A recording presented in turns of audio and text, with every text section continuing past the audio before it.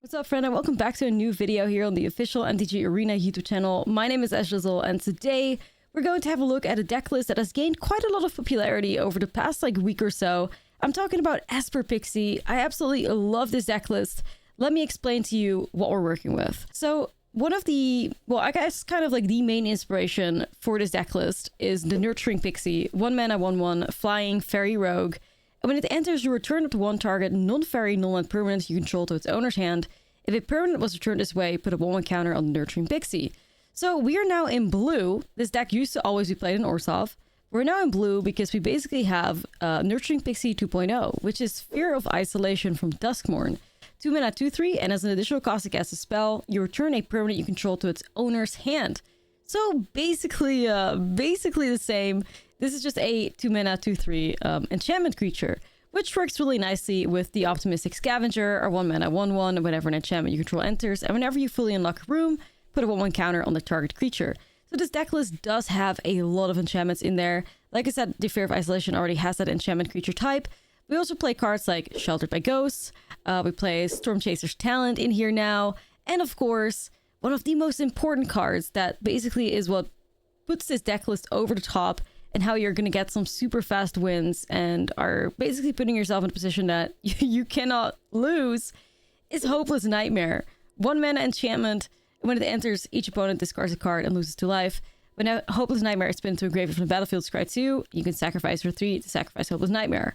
We don't care about any of that, because what we're doing in this deck list is we're constantly picking up this Hopeless Nightmare. Like, if this deck list works out the way it should, you're casting a Hopeless Nightmare every single turn. You cast it on turn 1, then you play Nurturing Pixie on turn 2, you pick up the Hopeless Nightmare, you replay it turn 2, because you'll have 2 mana available. Fear of Isolation, turn 3, pick up the Hopeless Nightmare, replay it. Then you also have cards like This Town Ain't Big Enough, which is also a card that has gained a lot of popularity over the last couple of weeks, I'd say. 5 mana instant, costs 3 less to cast if it targets a permanent you control, and then you return up to 2 target non-land permanents to their owner's hand. So you can select either, a creature that your opponent has that you can bounce, and then your Hopeless Nightmare, or you can bounce your Hopeless Nightmare or a Nurturing Pixie or Fear of Isolation, so you get multiple bounces again and again.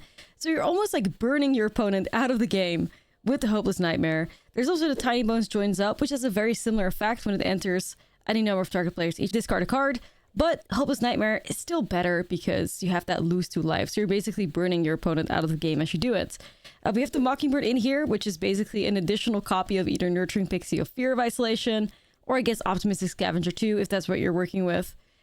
We then also have the Blade, and this was a 4-off in the first couple of versions of the Pixie deck that eventually got the name Feyblade, because the Blade is just very powerful. It's a 2 mana artifact. When it enters, each opponent sacrifices a creature of their choice. So that was also a really great permanent to just pick up and replay, and would give you great control over the board, because your opponent would basically have no creatures that would get stick. So, but now we've kind of transformed and turned more into a hand hate deck with these Hopeless Nightmares and Tiny Bones Joins Up being basically the best things for us to pick up. I mean, Stormchaser's Talent also is a pretty good card to pick up, because when it enters, you create yourself a 1/1 Otter, and then you have that level 2 as well, which will allow you to, get at This Town Ain't Big Enough from the graveyard. And it's kind of a very expensive loop that you create, where you can constantly replay your Stormchaser's Talent, reset the levels, and then bring that This Town Ain't Big Enough back constantly, and then you can replay it over and over. But that's not really what this deck list tries to do. That's what the Teamer Otter list tries to do.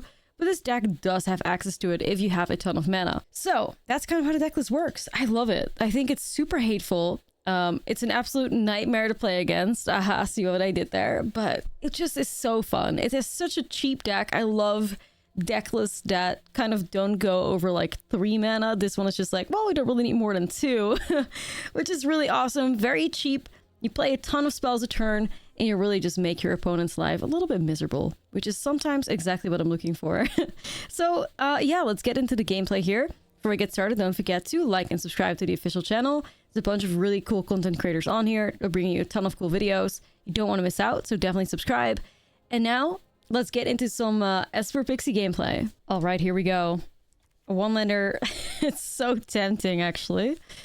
I am on the draw. I got 2 Pixies, and I have a Stormchaser's Talent, so that technically gives me a card to constantly pick up and replay. But with 1 mana, I'm always tempted.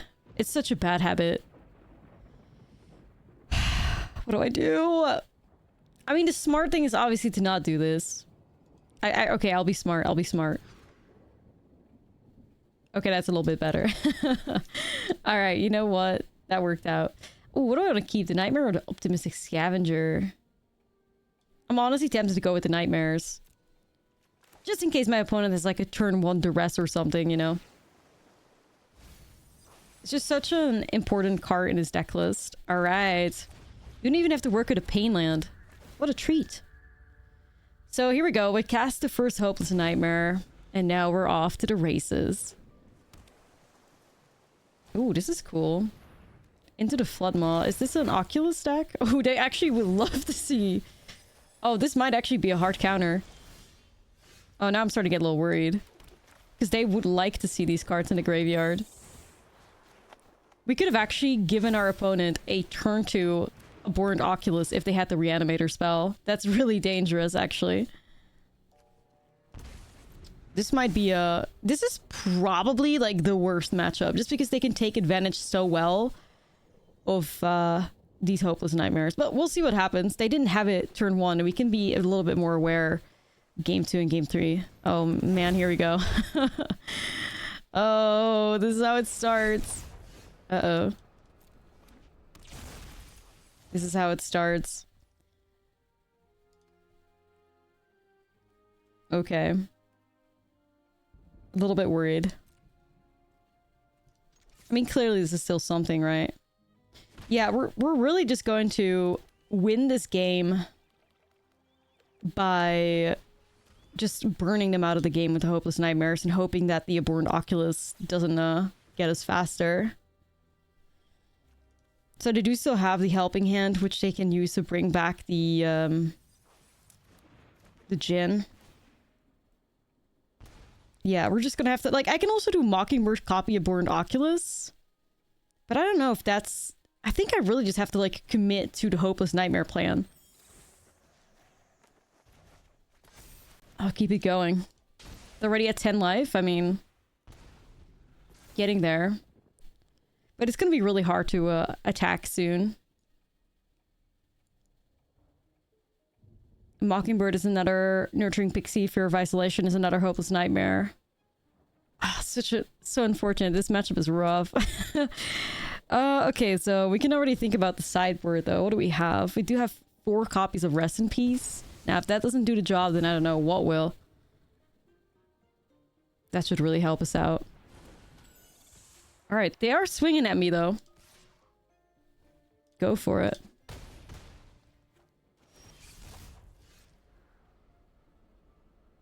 Means I deal an additional 2 damage. I'll happily take it. I'm a bit worried though, I will not lie to you.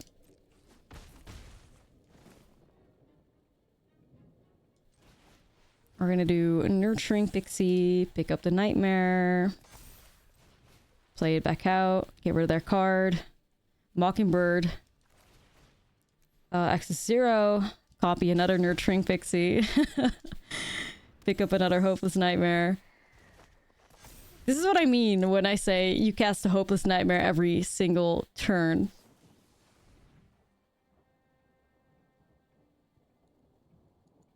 What a joy. What a treat. Like I said, a literal nightmare to play against. I'm having a good time. I'm having a good time.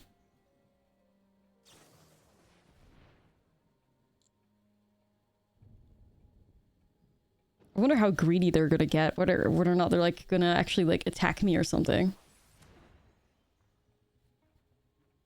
It's gonna be interesting to see.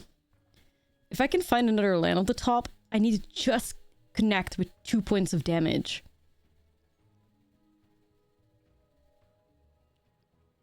We'll see what happens.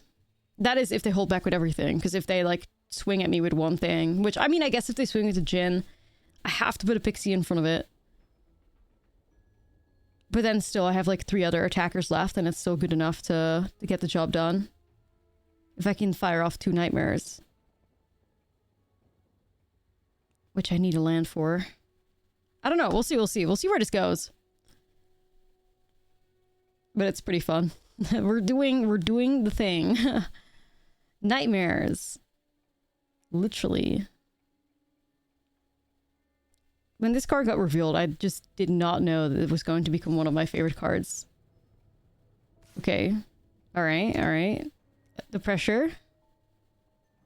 I can take these. I can't take that, of course. I'm at 11. So we'll put a Pixie in front of a Djinn, because we have to. And then we'll take, what, 4? That's okay. I just wonder what the last card in their hand is. Alright. Dread. Ooh, this town ain't big enough. Hold on a second. Does that get the job done? Let me start off with a Hopeless Nightmare here. Just to get rid of that last card in their hand.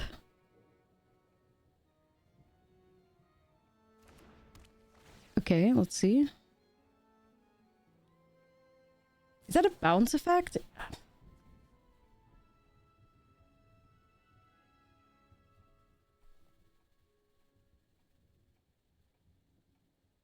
So then I can pick up another Nightmare, though.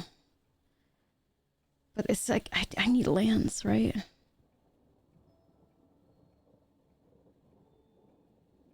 Yeah. So now I have 2 attackers. I can get rid of one of the attackers. I connect for 2, I hit for 2, and then I'm still 1 short.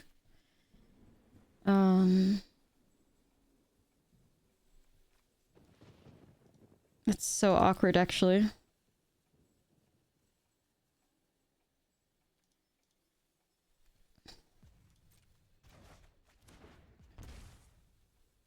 Okay, so I don't think we can win here, right? So then, let's see, how can we survive? If I bounce, if they swing at me with everything, I can pick up at this town. I can do this town big enough, pick up a Nightmare, bounce a Djinn or something. Block that, block that. I take 6, but then the Pain Land gets me, right? I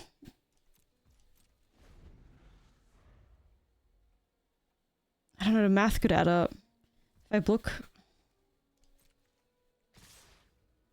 So then we do this town ain't big enough.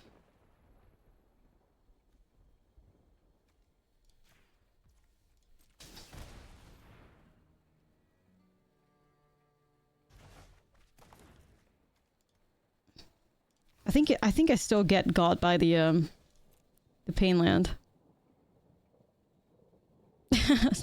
Feels bad, man.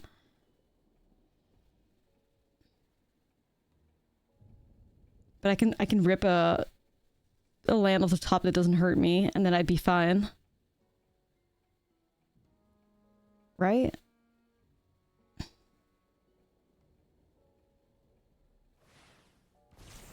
Oh, did I dodge a bullet there? No way.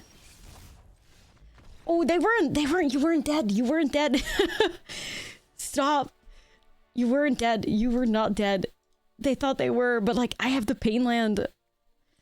Oh my god, okay, okay. Well, hey, we take it. We take it. But yeah, no, they were fine. I needed to rip the right card to the top. Okay, okay. We'll play the rip. I don't think we need the Shard Mage's Rescue. The blades could be cool still. I like the idea of the Nomoralize a lot too, though. I think, because I have Sheltered by Ghost too, I think I'd probably rather have Nomoralize against them. And we'll get rid of the Tiny Joins up. Let's try this out. Rest in Peace, 4 copies? Like, that's an aggressive anti-graveyard strategy. So, especially against a graveyard deck like they are playing, should be putting ourselves in a good spot. Once again, the upsides to playing best of 3, my friends. The upside to playing best of 3. If you're weak to something, you can tech and become better against it with your sideboard. Easy, easy. I like this hand. The Pain Lands are letting me breathe, which is sometimes all you can ask for. That was a crazy one though, I will not lie to you. opponent gave up a little bit too quick there. Okay, so I kind of want to do Rest in Peace. I'm a little bit worried about a potential counter spell though. Because Rest in Peace is just super important to what I'm trying to do. So maybe I just hold No More Lies. Till I have an opening, you know? Big Look Prankster.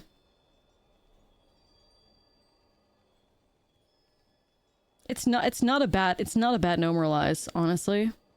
I'll do it. Gets rid of like a creature, stops the adventure. I mean, that's good value. I was kind of like hoping that maybe that would encourage them to like play on their turn now that they are aware that we're playing like counter spells and such. Hit by Elspeth Smite. Oh, okay. I'm gonna try to cast Rest in Peace. I'm impatient. Do as I say, not as I do. Whatever they say, right? Alright. So yeah, like with Rest in Peace in play, we kind of give up on like leveling up the Stormchaser Salon, but like that's a small price to pay for such an aggressive bit of graveyard hate, you know? Alright. Bounced.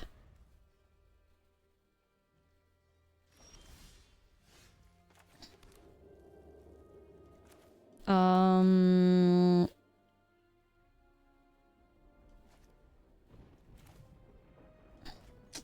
little bit awkward here with the mana, because I'd like to hold up No More Lies.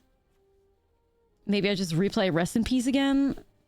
Ideally, I get myself to like another blue source, but like playing Rest in Peace and having it in play is just so good for our like clock, because the opponent they just suffer. Like they just suffer. They're gonna have to deal with the Rest in Peace first before they can get their like strategy online.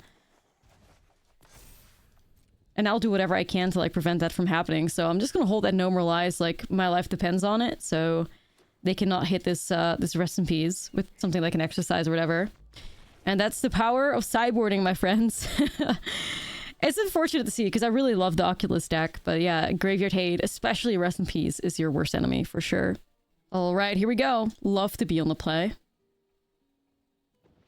I mean, no stuff with like an evil, hopeless nightmare or whatever, but I like it still. Let's start off like this. Stormchaser's Talent is still a really good card to just pick up and just float the board with a bunch of otters. Nothing wrong with that. Oh. Are we looking at a...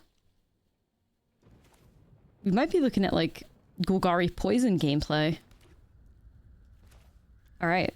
I guess we're gonna do like a little bit of an aggressive strategy with the blades here then. Because they're gonna need cards like Finn, World Priest, more poison shenanigans. A bat? Okay. Wasn't really expecting bat to come out of that. I was thinking, okay, here come all the poison guys. And then there's a random Deep Cavern bat. I mean, hey, it's a good card. Nothing wrong with that. Can never go wrong with that. Even though the Deep Cavern bat has fallen quite a bit out of favor. A lot of people just realizing that, like, Duress is just better because it permanently gets rid of a card. Whereas Deep Cavern bat is like, yeah, demands removal, but also, like, you know, it's a little bit awkward. Alright, I'm just gonna go and, like, pick up that blade. If an enchantment enters, we can get ourselves a little counter. Put it on the otter guy. And now we have like a good blocker in play too. And that's another thing why the bats have kind of like lost their value a bit, because like there's just so many flyers in the format. So your bat just stays there.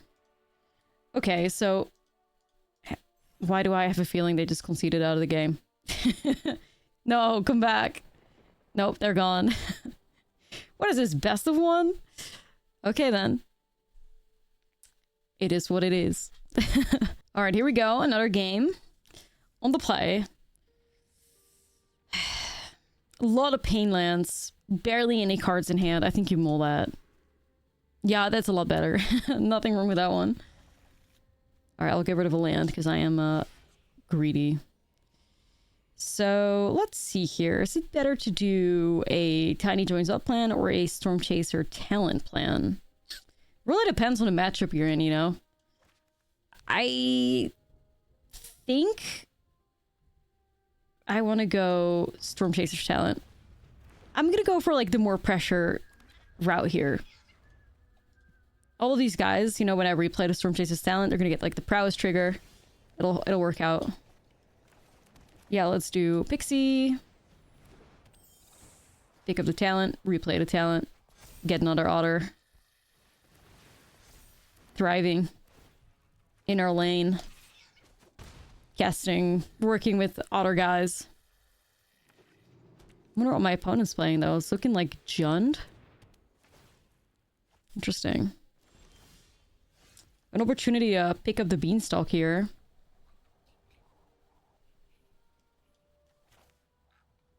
Oof, this is a weird one. I think I'm just gonna grab the Storm Chaser's Talent again and replay it. Just get more otters, more prowess triggers, more pressure. I think we want to get out of this before they can cast the blackboard wipe. I forget the name of it. Yeah, Daily Dispute? No. No, that's different. That was one of my favorite cards from back in the day. Oh my god, was that a Maelstrom Pulse? What is it called? Anyways, you guys know, the 5 mana one. Oh, that hurt a little bit, not gonna lie. That was a pretty mean reset there. No, I need to look the card up now. Give me one I'm gonna find it. I know people in the comments are gonna go crazy. Oh, I know it,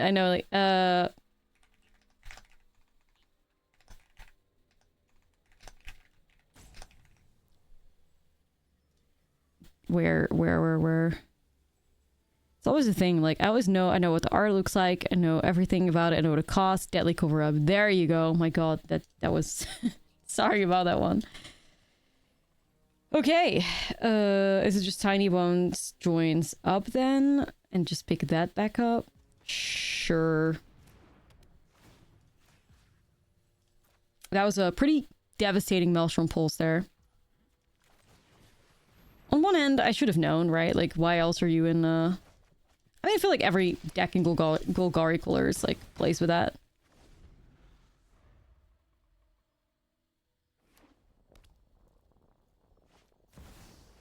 Oh, it's my good friend.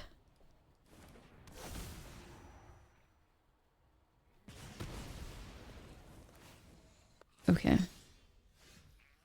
And I can pick things up with Sheltered, but it's like... I don't think that's what I do here.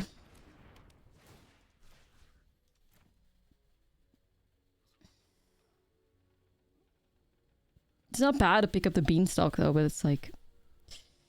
I don't know. Okay, they just got rid of a Vivian. This is really close. But I think we're gonna see the Deadly Dispute. No, okay, they don't have the mana for that just yet. Nowhere to run, removal, okay. More removal? Gotta be in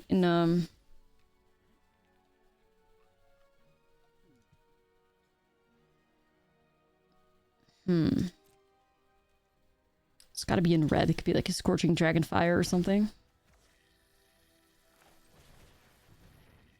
It's gonna pick up the Tiny Joins up again, I think. Let's get rid of the hand.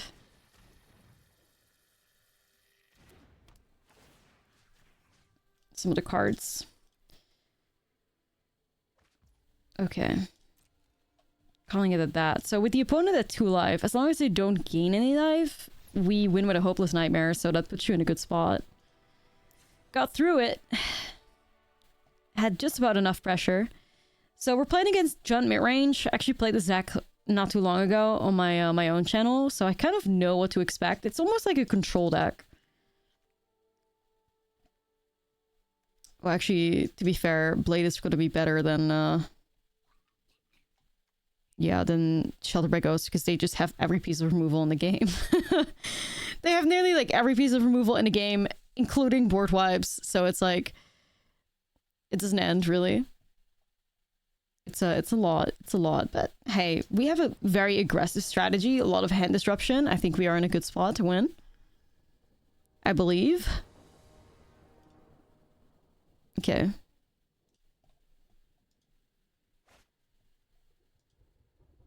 Let's run it. Looks great. We got the Storm Chaser challenge strategy. Hopefully this time around, Maelstrom Pulses will leave me alone. Okay, that duress is actually pretty awkward for us because they're going to grab that Storm Chaser's talent, which is like kind of the only thing I can pick up. And it's not going to be super cute, so I might just have to do a strategy where like I play a Pixie out and I pick up, I don't know, like Pixie with Fear of Isolation, I guess. Because Pixie, actually, fun fact, cannot pick up Pixie. It makes a lot of sense because you don't want to like have a loop like that, but... Well, loop, you know what I mean. It would be pretty mean if they could pick each other up and stuff, so we're just gonna go about it like this, put the Fear of Isolation in play. And that's how we do it.